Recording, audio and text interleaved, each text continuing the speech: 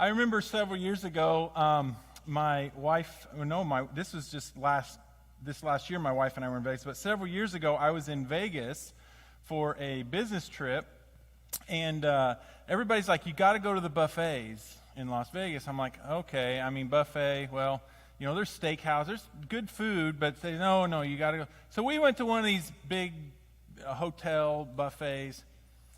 Oh my goodness. Has anyone ever been to a Las Vegas buffet? Well, good. Then I can educate. Are you serious? Nobody here has been to a Las Vegas buffet? Or do you just not want Pastor to know you go to Las Vegas? Oh, my goodness. My business partners and I, we walked into this room, and they have like continents set up on this thing. Like, here's African food, here's Italian food, here's European food, here's American food. You name it, Chinese food, you name it, they had it. And it wasn't just like a small selection. This thing was like the size of a football field. Literally. You could walk 15 minutes and your food would be cold from this end by the time you got to that end. So you just had to strategically hit the buffet, right? There's a lot of reasons that I like buffets. Well, one of the obvious reasons is that you have choice, right? How many of you like buffets because you get a choice? How many of you have a family that can't ever decide what you want to eat? That's a better place to start, right? That's my family. As my kids got older, well, what do you want tonight? Well, I'd like to have some pizza. I don't want pizza. Okay, how about I don't want Chinese. Let's go to Applebee's. I don't want Applebee's. And that's about the only choices we have in Angola. But, so my family and I, we want choice. So if you go to a buffet, you get choice. You keep the peace, man. Everybody gets a little bit of what they want because they lay it out there for you. I think that I like buffets because of the simplicity of it. There's no fighting. We just show up. If you want to have pizza, you go get pizza. If you want hamburgers, you go get hamburgers. It's this simple. It's the simplicity of the buffet and why we go. And then obviously, the obvious reason is the dessert bar, right? The unlimited supply of soft serve ice cream. I've taken my kids to buffets, and let me tell you, they like them. And we like them. Buffets are great, but my wife will tell you, it may not be the best thing for you. I know you hate to hear that. A buffet is awesome. You got all these choices, but it may not be the best thing for you. Has anyone here ever dropped $20 on a buffet and only got salad? Anybody besides my wife? You only got salad. And I'm like, what are you doing? Man, I'm going to get... So here's what you do. You're going to the buffet that night. It's not good for you because you kind of don't eat breakfast and you don't eat lunch because you're going to spend $20 on a buffet. You're going to load up, right? You're going to get your $20 worth at the buffet. There's a psychology to it. You go in hungry. And you think to yourself, I'm going to get what is coming to me. I'm going to pay for this. I'm going to eat as much as I can. And so you begin to eat. And you go back and you get one type of food. And then you get another type of food. And here's what typically happens. You typically go into a buffet starving to death. And you walk out sick. You don't feel good. You're like, oh, I overdid it. Well, yeah, you didn't need that last 1 or 2 trips back up there, right? But I paid $20. I want to get what I want. And so there's a psychology to buffets. If it's in front of us, we'll consume it. If it's there, we'll eat it. If it's there, we'll take it in. You go in hungry, you consume it, you leave sick, and here's what happens. 2 hours later, you're hungry again.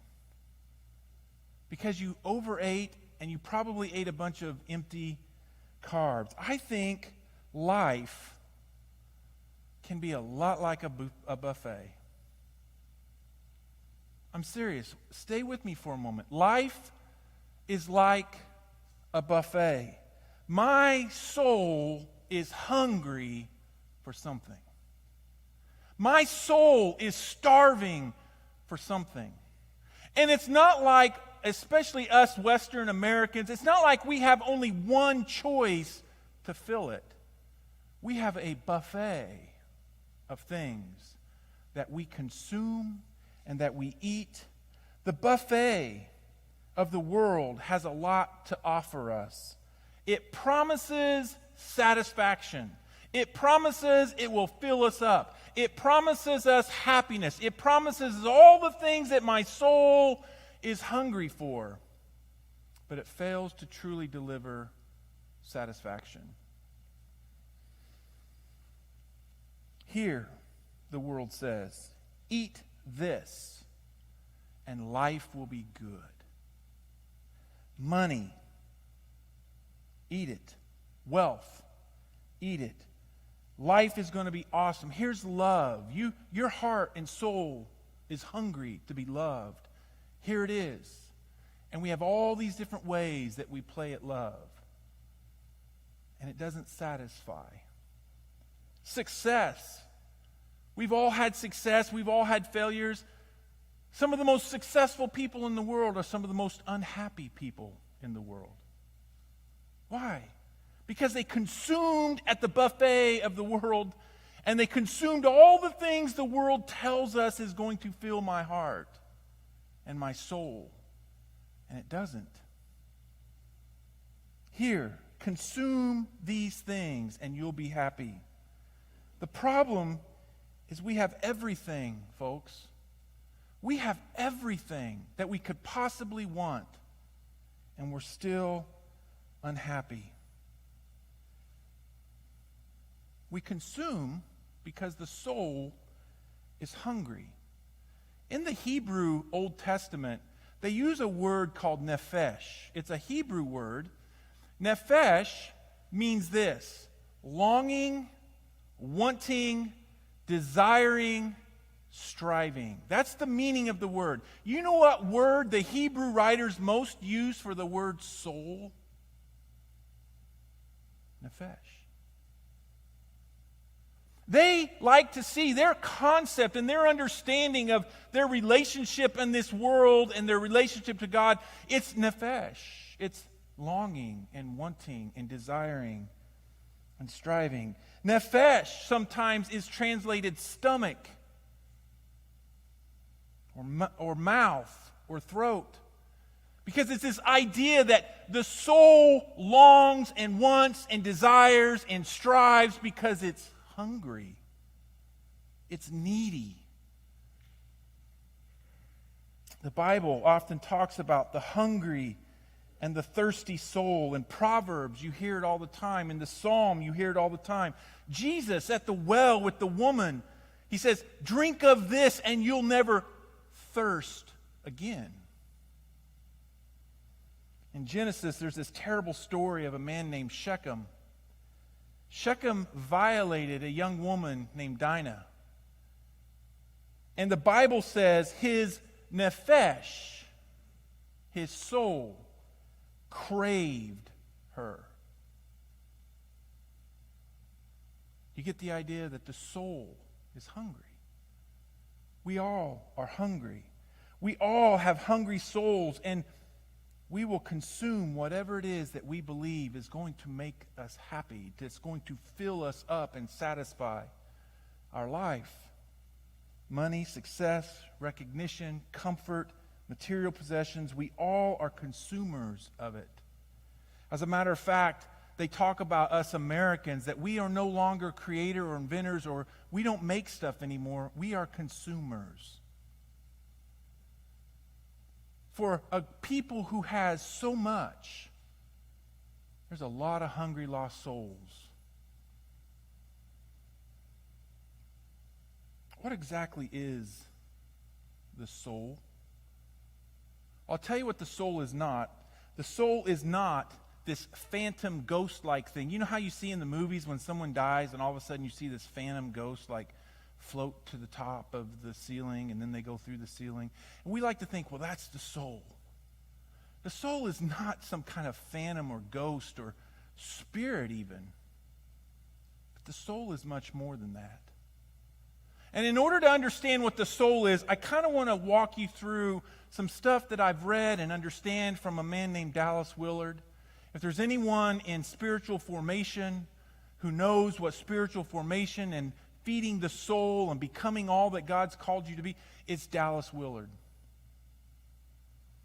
Dallas Willard says the soul is the life center of human beings. The life center. And to understand that, first we have to understand ourselves and who we are. And the first is this: you are Will. No, not you, your name Will. Andy, we need to go forward, bud. There you go. Click one more time. There you go. Will. At the very center, at the very core of who you are, what makes you a human being and not a thing is your will. God gave you a will. You will things. You desire and will things into what it is that you want them to be. The will is your capacity to choose. The will is your power to say yes or no to anything. The will is what makes us a person. Trees do not have a will. They simply are. They can't choose. They don't have the power to change anything. They simply grow and they are what they are. But you have a will. And God gave you a free will. And we treasure the will greatly because the will gives us power. The will craves power. Not in a bad way, so to say, but the will longs to be in control. The will longs to be free, to choose. The problem is that the will isn't always powerful enough. If it were, then we would just have willpower to quit doing what we're doing, or to start doing what we're doing, to end that addiction, to end that bad habit, to end that thing that we do in our life that hurts other people and we just say we can't help ourselves. Well, that's silly. You have a free will. You have the power to say yes or no. God gave you that power, but we've learned that the will can be powerless. Something else kind of takes over the will, and the will can't choose. We don't have the willpower. That's because you are mind. Your will, but you're also conscious. Mind. The mind is your ability to think and to feel. You feel all the time. You think all the time. Constantly, feelings and thoughts are flowing through you. This is where habits form. This is where we begin to develop the habits in our life. We think through things and process things, and we feel things, and we begin to develop habits. And habits, listen, habits eat, habits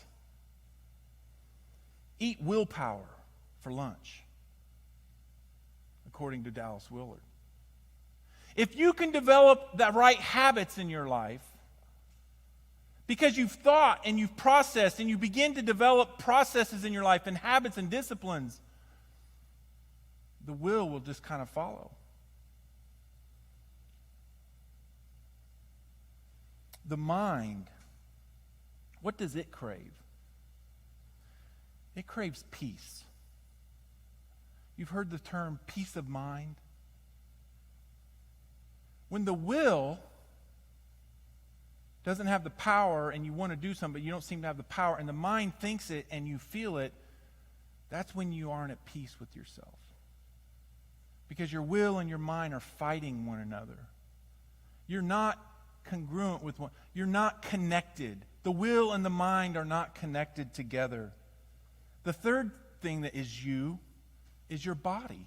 Your will, your mind, and your body. The body is kind of your little kingdom. It's the only thing that you can ever actually use to make a difference in this world. Imagine your life if you were just will and thought. If you were just mind and will. That's silly.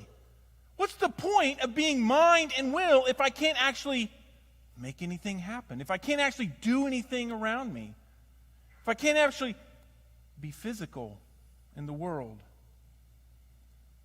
The one place in all of the universe where your will and your mind can be in charge and actually do something is your body. Imagine if you had that will and mind without that body. The body has appetites and desires. It longs for things too. The body is where the will and the mind display their power. We would not be without our body. It is with our bodies that we behave well or badly. And then you've got the will and the mind and the body, and all around that is your soul. This is who you are. You are will, mind, and body. But we find in our lives, listen, we find in our lives, and if you're honest this morning, you'll agree to this, you can't always have the willpower to change something. And sometimes your mind and your thoughts take you in places you don't want to. And sometimes your body makes you do things that you don't want. And it just seems like you're constantly fighting yourself. And we say you have an unhealthy soul. Your soul is unhealthy. The soul is what we call the integrator of you. Dallas Willard said this. I think I have a quote for you. Do I have a quote for him? Yeah. The soul's... Nope. Wait. Yep, that's it. The soul's infinite capacity to desire is the mere image. This is not my quote. Go back. I must not have written this quote on there for you. There you go, Andy. Just go back and give us all those. There you go. Thank you, Andy. Listen to what Dallas Willard said. The soul is the capacity to integrate all the parts of your life into a single whole life. The soul seeks harmony. The soul seeks connection. The soul seeks integration. The soul wants the mind and the body and the will connected in a way that they are working together, that they are bringing glory to God. You, your person. The human soul seeks to integrate our will and our mind and our body. The soul is the deepest part of you. The soul hungers for wholeness. The mind wants power, the will wants power. The mind wants peace. The body wants what it wants. But the soul longs to be whole, to be right, to be good, to be connected. It's amazing that Jesus came to set us free. And sometimes we think that freedom is to just do whatever we want, but this is what he's talking about. He frees the will and the mind and the body so that the soul can be whole. You say, free, what do you mean? Free to bring glory to God. The soul hungers for holiness. It wants to be healthy. The healthy soul is a soul that is in harmony and connected to God as it should be. You know the most important commandments that Jesus gave us? To love God with your whole heart.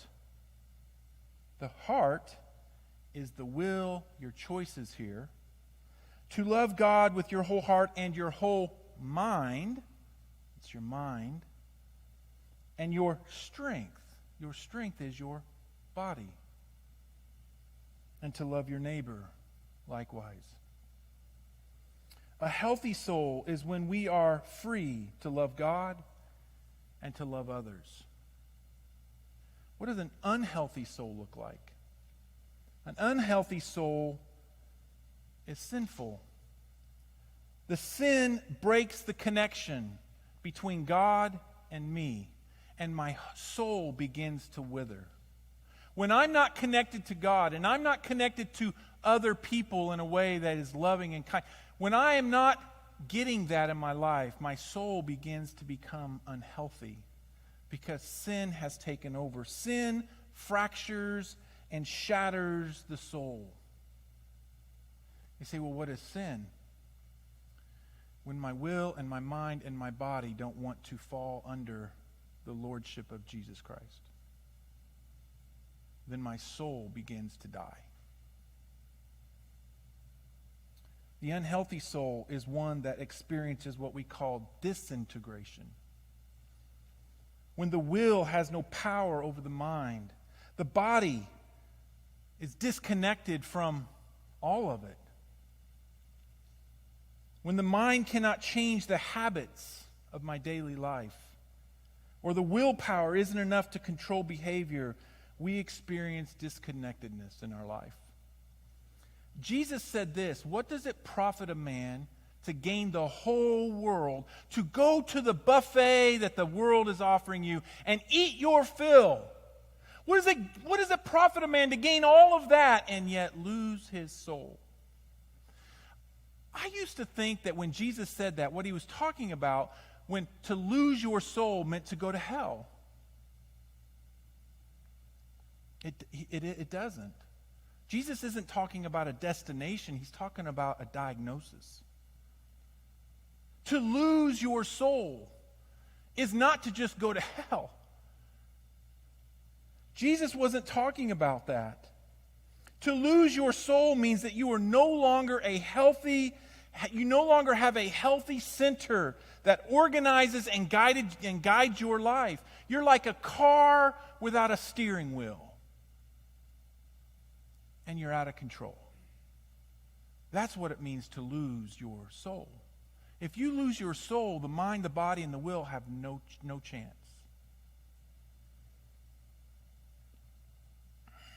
It isn't hunger that makes the soul sick.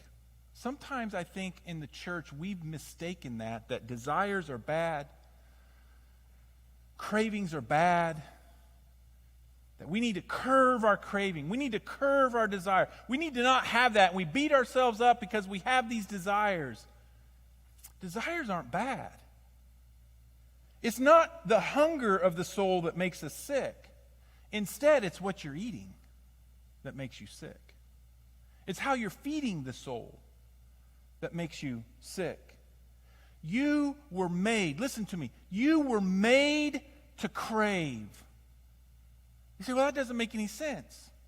It makes perfect sense. You were made to crave. You are limited in almost every aspect of your desire. But listen, you have an infinite need for more.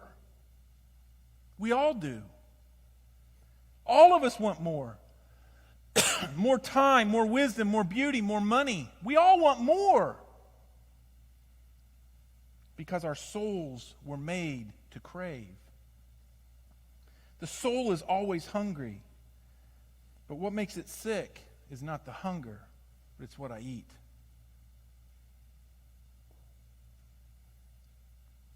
Someone said this, a quote, and now you can put the quote up, Andy.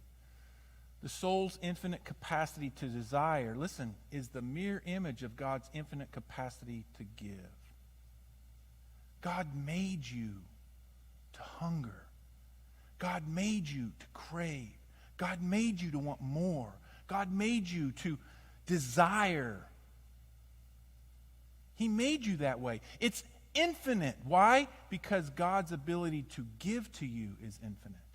He made you that way so you would be needy. And we are needy. The soul is always hungry. This unlimited neediness of the soul matches God's unlimited grace. Thomas Aquinas said this: this neediness of the soul, this hunger of the soul, is a pointer to God. God made you that way so that you would look to Him to be satisfied. So that you would look to Him to feed the soul, to grow the soul, to make the soul healthy. But instead of desiring more of God, listen, this is the hard part. Instead of desiring God, we have desired everything else the world has to offer. We go after everything with our whole heart. And God, if we have time, we'll go after Him. And we never have time. Your soul is sick. Not because you're hungry, but because you're going after the wrong things in life. You say, well, does that mean I shouldn't have anything in life? No. It's not saying that money and wealth and cars and it's not saying any of that's bad. It's not wrong to have cravings and desires. The problem is that is what we're feeding our life with. We aren't chasing after God as we should. Instead of desiring God more, we just want more of everything else. And that makes our souls sick. We're unhappy. We're disconnected. We're dysfunctional because we consume the wrong things in our life, and our soul shows it. We consume all that this world has to offer, hoping it will satisfy my hunger, but it doesn't. I was shocked to hear in the news that Bill Gates and his wife were getting a divorce. I mean, you heard nothing but almost 30 years of marriage, or maybe over 30. How many years were they married? Nobody knows. It was a long time. And this was a philanthropist couple. They were doing everything together. You talk about having I think he's worth like $50 billion. Is there anything in this world that he can't have? Yeah, a happy marriage.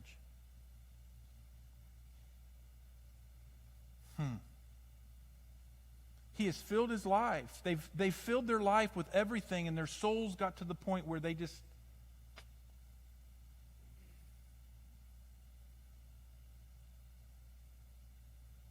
Have any of you ever asked your kids to fix their own dinner?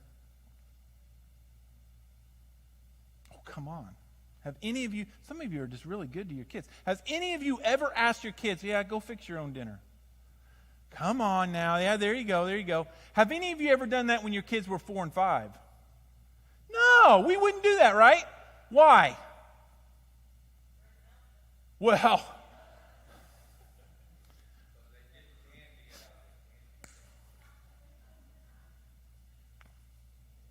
they're going to load their plate down with Pop-Tarts and cereal.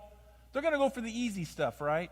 And the easy stuff is the sugary stuff, the fattening stuff, the stuff, they're going to fill their plates with what we call empty calories. My wife likes to get on my case. I'll have a sweet or something, and I'll say, this isn't very good. She's like, well, don't waste your calories on it if it's not good. Because she knows they're empty calories. I mean, man, you could blow a whole day's worth of calories in one piece of cake or pie, especially your cheesecakes. It's all right. I've had a few of your cheesecakes. The kids would fill their plates with Pop-Tarts, crackers, marshmallows, chocolate syrup. Y'all ever seen the elf when he loads his thing down? That's what I picture my kids' plate of food would be. We would not ask our kids to make, because kids will consume everything around them that they think makes them happy. And what they're really doing is they're filling their bellies with empty carbs, and they're going to walk away, and an hour later, Mom, I'm hungry. I mean, who doesn't like a big piece of chocolate cake, right? Who doesn't like to fill their mouth full of big piece of chocolate cake with chocolate frosting, double chocolate frosting? Like I said, you could blow a whole day's calories just on a piece of chocolate cake. I guess if you ride 40 miles a day on a bike, you can do that, John. But afterwards, has any of you finished that big giant piece of cake? It's not satisfying. It is to a point as your sweet tooth maybe, but you're still hungry. If all we do in life is consume the things in this life, and we think money and success and relationships and houses and cars and vacations and retirement funds and if we think all of this is going to fill the hunger of the soul, your soul is sick. My soul is sick. Jesus said this in John 6:35. And this is what the answer of Jesus was.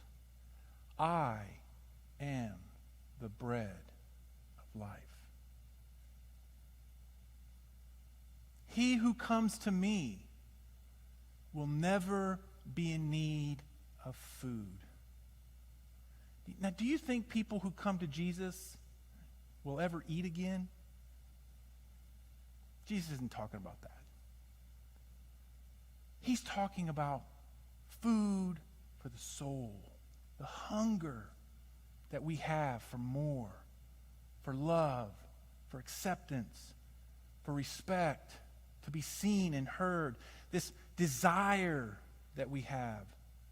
Jesus says, come to me, I am the bread of life. He who comes to me will never be, and he who has faith in me will never be in need of drink. So what are we supposed to do with that? I would say let's eat all we can of Jesus Christ. Let's take him in. Let's consume him. Let's partake of who he is, his life. Personal time? Sure. We eat all of Jesus we can in our personal devotions. You read your Bible. It's eating Jesus. You pray, it's eating Jesus. But listen, personal time isn't the only food. Personal devotions is not the only food for the soul. You need to show up. You need to gather when other Christians worship. Connect with other people in worship. Because listen, those of you that are here today, this has fed your soul. You need to jump into a life group, connect in a smaller group of people, don't expose yourself, but expose your life to other people and connect, because you all know what it's like to sit across from the table from a really good friend and walk away feeling like your soul has been fed. Jump in. Live out. Invite other people to dinner. Don't just live for yourself, but live for others. That feeds your soul. Communion is a great place to start this morning. I'll ask our singers to come. It's at the communion table. Listen, the table for what I'm talking about today has been set. Jesus has provided the meal. And if we take him in, if we partake of him, if we make him part of our lives and we consume all we can of Jesus and we go after him and hunger and thirst for him, we'll be filled. Here at the communion table is where we remember what Jesus has done for us. It's here at the communion table that we humble ourselves and we acknowledge the need of our soul. God, we need you. Jesus, we need you. We're hungry for you. We need you. I need you in my family. I need you in my marriage. I need you in my kids' life. I need you in my church. I need you in my workplace. I need you in my school. I need you. Do we live with that hunger for Jesus? Or do we just get up every day and go consume all we can? It's here at the table that we humble ourselves with God, that we need him. And it's also here at the table that we confess. I confess to you, Lord, that I am filling my life with everything but what I need to fill my life with. And I'm not happy. I'm not whole. I'm not at peace. I'm not in control. I'm not free because all this other stuff's got a hold on me. But Jesus frees us and fills us and feeds us. It's here at the table that we admit our sin and our soul-sick souls need Jesus. It's here at the table that we symbolically consume the life of Jesus. It's here that we commit our lives to love God with our whole heart, our whole mind, our whole being in who we are, with our whole soul.